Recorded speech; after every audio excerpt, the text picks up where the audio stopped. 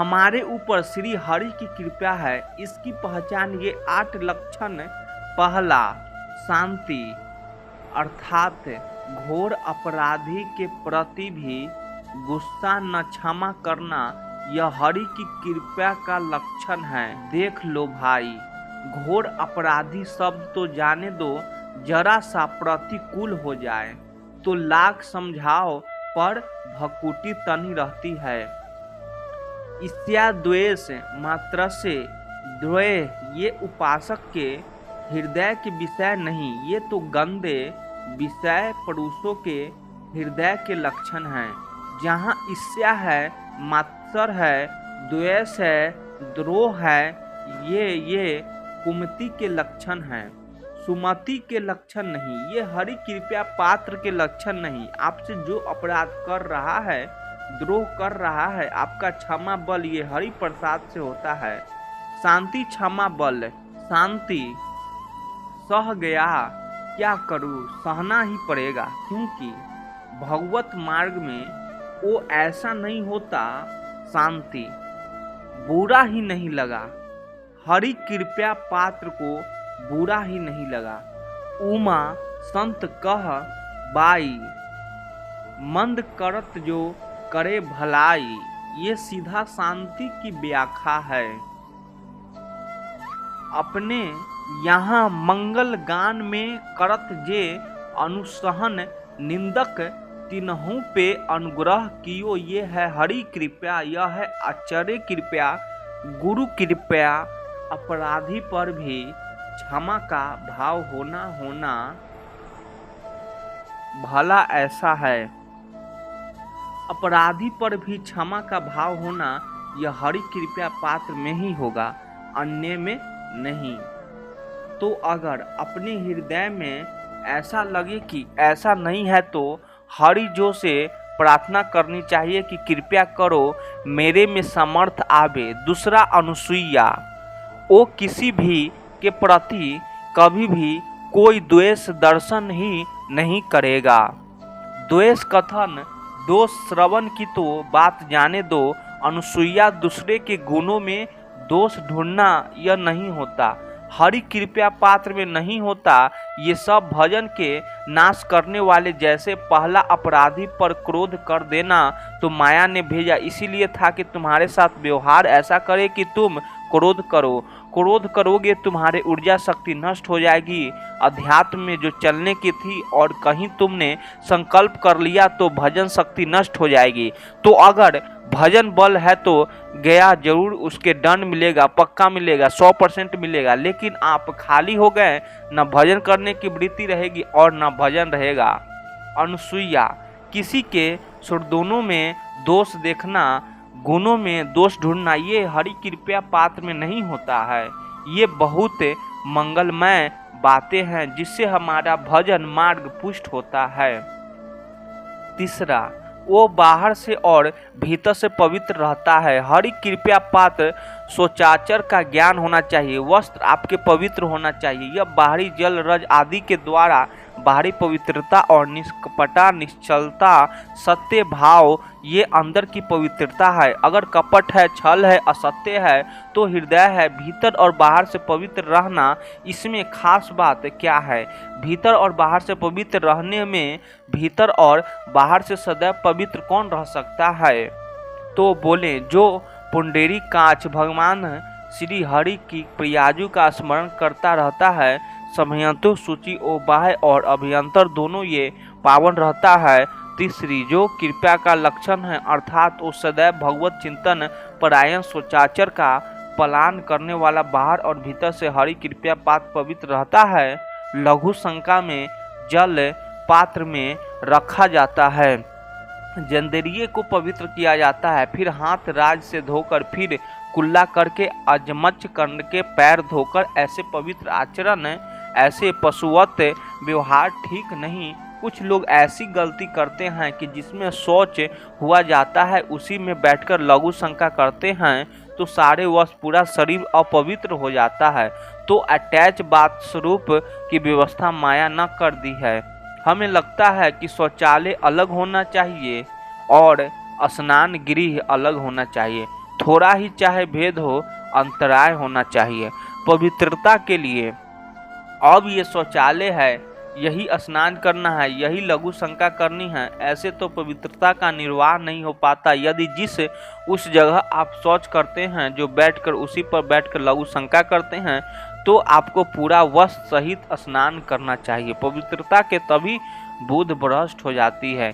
आपको मंत्र का निरंतर चलना ये कठिन पड़ जाएगा। पवित्रता का निर्वाह करो। देह राग मिटने के बाद एक स्थिति आती है, अद्भुत स्थिति। उसमें फिर शरीर की पवित्रता का कोई संबंध नहीं रह जाता। पर अभी तो संबंध है ना। देह आपको तो बहुत लघु शंका ऐसे करे, पैरों में वस्त्र में छिट्टी न पड़े। पवित्र हर समय हमें पवित्र मंत्र जपना है, नाम जपना है, श्री जी की सेवा में रहना है। बहुत जल्दीबाजी खड़े खड़े लघु शंका की छटिया पर रही, बस ऐसे चल दिए वो पशुवत आचरण भागवत मार्ग में नहीं चल पाओगे।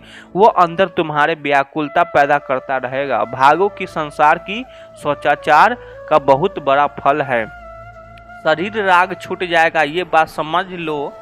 शरीर राग छूट जाएगा। शरीर संबंधी पवित्रता शरीर राग छुड़ा देती है, आंतरिक रहस्य है ये चौथा। ऐसे कार्यों का अनुष्ठान न करें जिनमें हमारा भजन छूटता है, जिनमें सत्य छूटता है, जिनमें भगवत छाव छूटता है। जैसे आपके ऊपर कृपा हुई, आप भगवत मार्ग में चल रहे हैं, अब आप ऐसे सांसारिक कार्यों का अनुष्ठान कर रहे हैं जिनमें आपकी चित्त वृत्ति बिल्कुल भगवत विमुख हो रही है, तो जीवन का लाभ क्या होगा? लाभ तो है भगवत स्मरण सहित। इसी की मानो टीका है।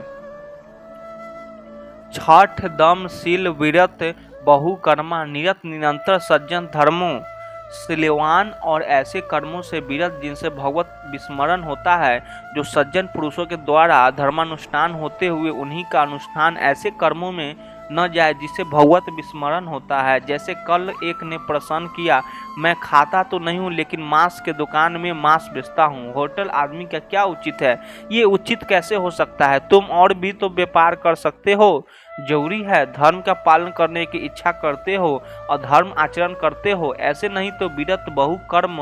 उन कर्मों से हमें विरत रहना है जो हमारे धर्म के विरुद्ध है, जो भजन के विरुद्ध है। हरि कृपया पात्र ऐसे कर्मों का अनुष्ठान कर ही नहीं सकता। और शारीरिक श्रम इतना जिसमें हमारा भजन का तार न टूटे। जब भजन का अभ्यास किया जाता है तो हर कार्य को सुचारू रूप से करते हुए एकाग्र में रखी जाती है। हम वह कार्य करते ही नहीं सकते जिसमें भजन छूट जाए और कार्य पूरा हो नहीं। हम कार्य करेंगे, हम छोड़ दीजिए, हम अपने चिंतन से युक्त होते ही बिल्कुल कार्य करेंगे। जैसे कई साधक है, उपासक है, बड़े अच्छे उपासक हैं, उनको आप कार्य दीजिए कि आप पानी में गर्म कर दीजिए, पात्र बहुत सुंदर साफ होगा। पानी बहुत गम, लेकिन आप कह दीजिए कि 5 मिनट में गम करके ले, तो उनसे असंभव नहीं होगा। छोड़ दीजिए उनको, आप तो मतलब ऐसा कार्य करेंगे प्रशंसनीय। पर उस समय से उनका एक सिद्धांत है, बहुत अच्छा लगता है, अपने को पता है, इससे जल्दीबाजी नहीं होनी, पात्र मार्जन करना है। छोड़ दीजिए आप उसको, टिकोगा, आप जल्दी मांझ के उससे नहीं होने वाला हो, तनिक भी दोष नहीं रहने देगा। पर समय दीजिए, आराम आराम शुभ कर हमें अच्छा लगता है। भगवत चिंतन परायण उपासक की यही वृद्धि होती है। पोछा लगाना है बिल्कुल सही, लेकिन आपको हर समस्या का समाधान निकालना होगा, एकदम क्लीन करके। यही उपासक का लक्षण होता है। जो कार्य करेगा संयोग पांग करेगा, पर वो बहुत मस्ती से होगा क्योंकि उसका भगवत चिंतन चल रहा है। अधिक ऐसे जिससे हमारे चिंतन छूट जाए, थोड़ा संयम में आना चाहिए। ये भगवत कृपा पात्र का लक्षण है।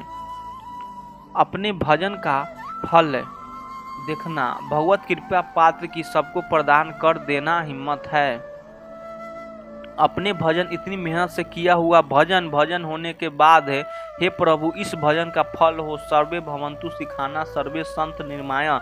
यहाँ तो कहते हैं महाराज एक माला रोज आपके लिए करता हूँ कि बीमारी ठीक रहे, तो शेष किसके लिए करते हो प्रभु? शेष अगर इष्ट और गुरु के लिए तुम्हारे की एक माला करते तो फिर इतना माला करते तो हमें क्या होगा? सब आपको दे देंगे तो हमें क्या होगा? तभी भजन का रास्ता नहीं जाना।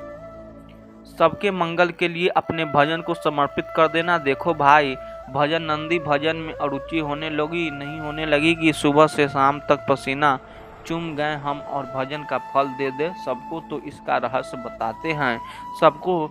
जे भी कहाँ सर्वे भवंतु सुखना, तो सर्वत्र विराजमान भगवान वही पलटकर अनंत रूपों में आपके ऊपर बरस पड़ेंगे।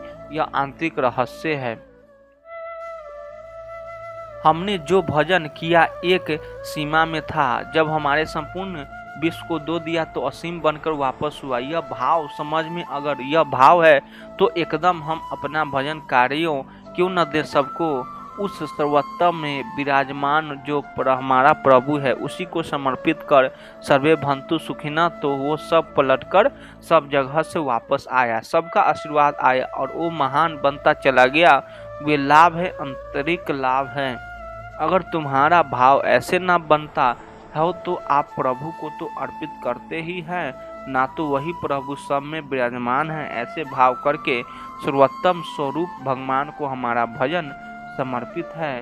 सब रूप में प्रभु विराजमान है, ये हरि कृपया पात्र का लक्षण चल रहा है। और छठवां,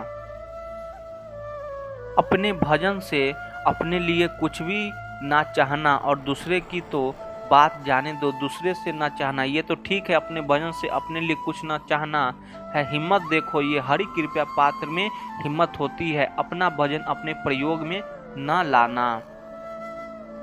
इसका भी आंतरिक रहस्य है। अपने प्रयोग में आप शरीर को लेकर के बोलेंगे, अगर स्वरूप को लेकर तो प्रोग्राम की नहीं, स्वरूप पूर्ण काम है, वहाँ कोई अभाव नहीं। जब आप कोई भाव अपने लिए करेंगे तो देह भाव होगा, देह भाव से किसी विषय की मांग होगी। विषय पूर्ति भजन का फल नहीं होता, भजन का फल होता है विषय निर्वित। बहुत जोर की बात है, कैसे समझ में आए। अपने भजन का भी फल अपने लिए नहीं, दूसरों से कुछ चाह रखने तो बहुत ही जाने दो। भजन से भी कोई अन्य सुख की चाह नहीं। क्या चाहिए? भजन ही बनता रहे, भजन का फल भजन बनता रहे, खूब निरंतर जप करते रहें। सातवां, किसी भी मान सम्मान कीर्ति पद प्रतिष्ठा के मिलने पर हृदय का संतुष्ट हो जाना, यह हरि कृपया पात्र का लक्षण होता है। प्रणाम नमस्कार जय हो तो हृदय में असंतुष्ट हो जाना चाहिए। कोई किंचन मात्र अभिमान न उदय हो जाए। प्रभु बचाइए, माया की चकाचौंध से बचा लो नाथ। कौन सा अपराध बन गया कि आपकी जय की जगह यहाँ हमको ऐसा सुनना पड़े। जैसे एक बार महापुरुष जन कह रहे थे कि जब गुरुजन बढ़ाई करने वाले लगे सामने शिष्य की, तो उसको गिरवा झुका लेनी चाहिए, पछतावा करना चाहे कि कोई गलती हो गई, आज हमारे गुरु जी ने हमारे बढ़ाई कैसे करें, तो इसका मतलब कोई द्वेष बन गया, कोई गलती हो गई, और प्रार्थना करना चाहे कि क्षमा कीजिएगा महाराज, अगर कोई गलती हो तो दंड दीजिएगा, लेकिन यह दंड मत दीजिएगा कि आप हमारी प्रशंसा कर रहे हैं। भगवान इससे बड़ा और कोई दंड नहीं, ऐसा महसूस होना चाहिए। सम्मान, कल्याण और गरम ये हरि कृपया पात्र का लक्षण है। निष्पायन सुधा नीचे पुरुष द्वारा किया हुआ अपमान अमृत के समान लगे और समान विष के समान लगे। मान प्रतिष्ठा कृति जिसके लिए बड़े बड़े लालियाते रहते, हरि कृपया पात्र को विषय की तरह चुभती रहे है। अच्छी वीडियो लगे तो चैनल को सब्सक्राइब कर दीजिए। आप लोग सपोर्ट करिए। धन्यवाद।